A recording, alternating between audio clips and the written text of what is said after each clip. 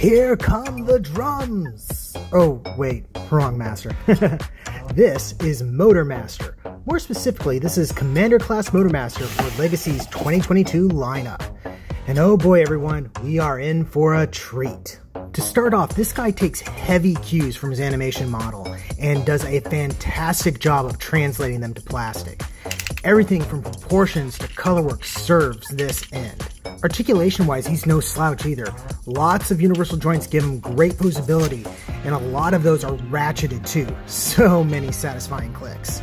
The only downside on this guy is that he's maybe a little small for a commander class. About his height is usually closer to Voyager or maybe leader class.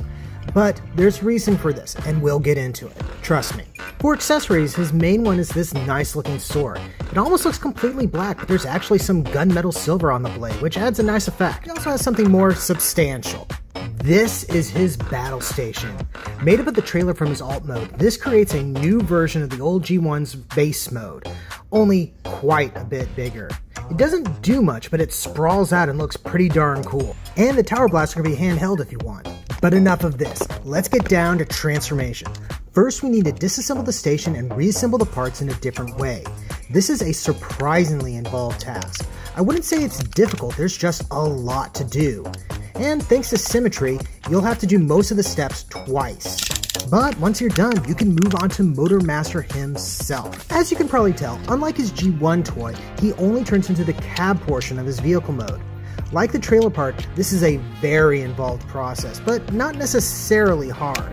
There's just a bunch of steps to get him into shape, and I think that's part of the toy's charm. The sheer amount of engineering that's been wedged into this guy is staggering. Anyway, we now have him in his Kenworth K100 Aerodyne sleeper truck form. And this looks fantastic.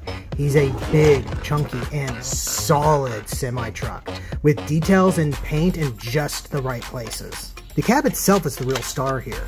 With hardly any visible robot bits and just an overall clean look, you can hardly tell that this turns into a robot. The trailer is also pretty good, though it suffers in the color department. There's a bit of odd paint excluded on the side, and the purple and white plastic on the back adds some weird patches. It's also a little on the short side. Still solid though. Overall, the leader of the Stunticons is the obvious MVP of the entire team. But stay tuned for what comes next.